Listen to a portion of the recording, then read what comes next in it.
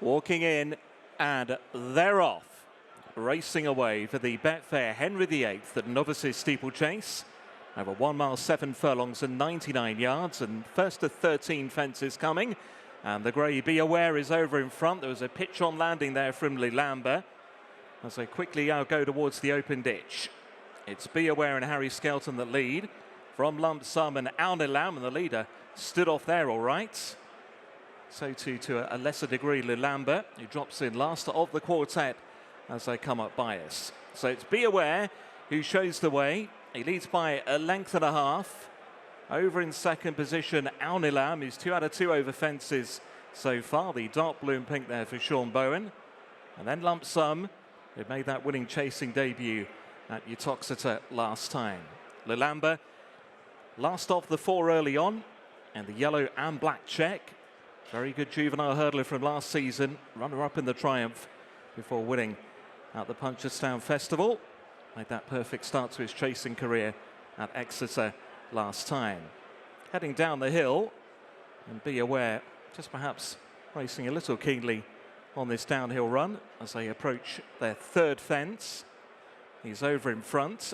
Lamb lands in second. Lump Sum is back in third.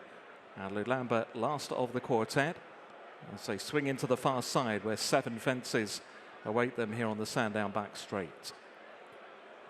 Be Aware leading by a half a length towards fence number 4. Saw a stride there all right. It's a great jump, wasn't it? He's made a couple of lengths on Lamb through jumping there alone. Quickly to another plain one. Again, the leader good. Lump Sum, a small mistake perhaps. Lulamba's making an early move. He's up at a second place now as they race over the open ditch. Fence number 6. So Be Aware with Lulamba moving up towards that one's outside now as they race towards the water jump. The middle fence over on the far side. Jump number 7 in all. Be Aware landed in front. Lulamba just getting a bit of a knock there from Lump Sum on the landing side. To the inside of those two is Lamb. Now they race towards the railway fences. Tightly grouped up. Be Aware the grey. Landed in front. Lulamba towards the outside of Lump Sum. Then came Lamb to the inside. Now to the middle railway obstacle. And it's Be Aware, he landed in front. Lamb got it all wrong. Did well to stay upright there. Not much time to recover either as they went over the final of the railway fences. And it's now Be Aware. A length and a half to Lulamba in second. Similar margin, Lump Sum back in third. After that bad blunder, Lamb tries to recover, but he's about 8 lengths now behind the third horse. They're racing back towards the home straight now.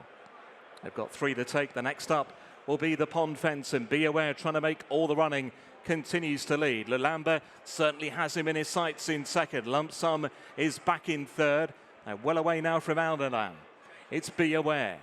A narrow call from Lulamba in second. Lump Sum just in behind the principals as they jump the pond fence. And over 3 out, Be Aware still led. Lulamba in second place. Lump Sum now just getting a bit of a shake of the reins as the field turn towards home. They've got 2 to take. Be Aware for the first time's off the bridle. And Lulamba comes, they're going strongly. Over 2 out, Be Aware. He's still there, but Lulamba's cruising to his outside. Lump Sum now ridden for more back in third. They're racing down towards the final fence. And now Lulamba begins to draw away by a couple of lengths. Lulamba, he took a chance there. He stood off a mile. Lulamba landed clear. And he's done it very easily on the landing side now. He's cruising to success in the Betfair Henry VIII Novices steeplechase. He'll make it 2 out of 2 over fences. Lulamba has won it easily. Very tight second. Be Aware to the inside of Lump Sum. Nothing in it to choose between that pair for the runners-up position. Nicky Henderson, after Lulamba, has given him yet another win in the Grade 1 Henry VIII chase. To be fair, after Exeter, Nicky, you never equivocated. You said this was the place to come. What's pleased you most about today? I think the fact that he is a good 2-miler. The quandary was going to be, did he want further? And I think he's shown there that he doesn't. If he could do that, they were good horses. So, I mean, it was a fair contest, and jumping was good, pace was great. I mean, they went a good gallop, and he's effective at 2 miles, so that's probably the best thing, because I think it sorts out the plan. We don't have to go any further. To what extent does class overcome distance in his case, do you think? I think that's exactly what it was, yeah. I think he does probably, he stays very, very well, but he's got the pace And as you rightly said, probably the class to be able to go and do that. He's only a baby too. He only had 3 runs over hurdles last year, 1 chase, and then we're here. It's quite a. His life's in front of him, but on the other hand, he's now in the front of the picture, isn't he? We talked about that babyishness in a nice way after Exeter, where he does a little bit of jigging around in the preliminaries, and then he pricks his ears and thinks he finds it all a bit too easy, doesn't he? He enjoys it. I think that's the great thing. Henry VIII, who's great, he rides him every day, and it's not the sort of thing you want to sit on a Monday morning. He gets so fresh and well. He's not a kid's ride. He's not, but the horse just loves life. That's what I enjoy about him. Every morning he comes out just happy, and I mean, if he came out with a bucket of squeal, you'd know there's something wrong. He talks to you. You have made it your stock in trade, training top-class 2-mile chasers. Are there horses that you would liken him to in character and the way he is, the way he goes about things? Well, it's 2 years running we've done it with 4-year-olds, which is not... It's become a bit more fashionable these days. It never was, but that allowance is kind to them, and our opinion just on him was that he probably wasn't a champion hurdle horse, which case we could switch him. Sir Gino was also owned by Joe and Murray, and he's I don't know which way we're going at the moment, to be honest. He's been chasing, and he's a dual Grade 1 hurdle winner, so we could go either way with him. He switched as a 4-year-old, like this fella. Gino will probably actually have a little bit more speed, but does this fella need any more? I don't know that he does. We talked about Sir Gino earlier in the week. You said it's probably either the Christmas Hurdle or the Desert Orchid, but are you still on target for that meeting at Kempton? Is his work regimen pointing there? Possibly. He did school this week, and we did jump hurdles. Don't know how much that tells you. That'll do. I think you've told us enough. No, but I mean, it was just somewhere to start. It's the first obstacle he jumped since that chase at Kempton on the day after Boxing Day. He hasn't jumped an obstacle since. Well, he probably did schooling when he went wrong, had his issue before the Game Spirit. So he hasn't jumped anything since then. So we schooled him over a hurdle, yeah. I think the Christmas Hurdle is probably...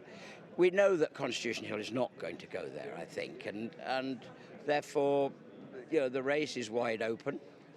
And I think it's a nicer way to start Sir Gino off on this new expedition. After that, what happens, I have no idea. I just had a joke with Michael Buckley, who's in very good humour after last week, and I said, you might be standing back here when Constitution Hill wins the Henry II. He looked at me blankly. What do you think of my plan? Well, I just said, good plan. Okay, these jumpers go for the Henry VIII. He can go the Henry II. It's a great idea. I would, yes, I would. It would be the obvious, if we were going down that road. It's a possibility. Of course it is. Everything's possible. You've trained a lot of hurdlers that have won good races on the flat. What sort of trip do you think he'd won on the flat? I think it was Rob Horby rode. They were in a gallop at Newbury together, and I think I thought he said he would win over 1.25 miles. I'd say 1.5 miles would be fine. That's where you'd start him if you did do it. Try and find the race though. Okay. Well, we'll all put our thinking caps on and try and find the race. Yeah. So is that favourite, do you think, at the moment? It's one way of doing it. It's a very difficult conundrum, and enough, you know, if the dust wants to settle down on this, I mean, it's incessant. It's fine. I mean, you know, he is a horse that everybody likes, and we've got to do our best. We're well aware of the position we're in after what's been happening, and we've got to think it out very carefully.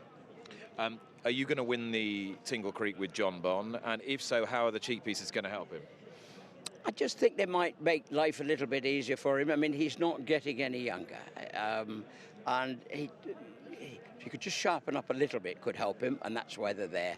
The last thing is anything, it just might help him. We schooled him in them, and they thought, you know, AP was down with us. We discussed it with JP, AP, John Bonn, Nico. Listen, we think it might just help him a little bit. He's probably going to be expected to make it. I don't know. I don't think it'll make a big difference, but they might help. Nicky, thanks so much. Not at all. Thanks, Nick. Lulamba is a really beautiful horse, and he has just dispatched good horses as if they were very ordinary in the Henry VIII Novices Chase. It's a mark of Nicky Henderson's experience as a trainer and his experience with horses of this calibre at this trip. There was no hesitation in his mind to come here after Exeter, for all that it was pretty obvious that he might be capable of going over further. Simply too classy for these horses. And as long as he was able to just get a rhythm reasonably early on, sequence of railway fences where he moved up, look mildly vulnerable to completely invincible in a matter of strides. And I think that's what was so impressive about it, the way he just snapped onto the bridle, and as soon as he was in his comfort zone, the result was beyond doubt. I'll be interested to see what Nico de Boinville feels as regards his progress from Exeter to here. And of course, you remember the Exeter race. By the way, Salvo was third that day. Look what he did yesterday. The Exeter race, they didn't jump half the fences, so he didn't have quite as much experience over those obstacles as Connections might have liked. But Sandown's a tough jumping track. I'm going to have a quick word with the winning rider if I can. Nico, if I can grab you quickly, I know it's a big half an hour, but I'd love to know your perspective on how far he's come from Exeter to today and what impressed you particularly about today. Well, you were there that day at Exeter. I was, and they didn't jump half the fence. No, exactly. So we've had to learn on the job, as it were. They've gone a really good, solid, even gallop in that ground, and I thought he's really come alive with me down the back there. He's really taken to it and started really winging them and taking me there, you know, before I really wanted to get going. But yeah. I said that it went from being looking, you know, just a mite vulnerable in the first quarter of the race to it suddenly looking completely inevitable he was going to win, almost in 3 strides. Exactly that. I mean, I've gone from being pushed around by other horses and to them being able to push them around, if you know what I mean. And that just shows how much he's got under the bonnet. His ears were pricking all the way up the straight. Where's the bottom to this horse, do you think? I don't know, but we'll just take him along nice and steady and keep progressing, and there's plenty more to come. And are you happy? I mean, he's won a Grade 1 over 2 miles, so the path is written for him. Are you happy with him or happier with him now as an Arkle horse? Yeah, I mean, I'm not going to say yes or no. I think we'll just concentrate on the next one, and the man to speak to is over there, who's having his 6th winner or something in it, wasn't he? Yeah, and he didn't equivocate after Exeter, did he? You and I talked about the trip and whether he might be a better herder. Yeah. That guy there, he was never in any doubt. No, he's certain, so we'll keep down this route, I'm sure. All right, well done. Thanks, Nick. Cheers. Watch live racing now on racingtv.com.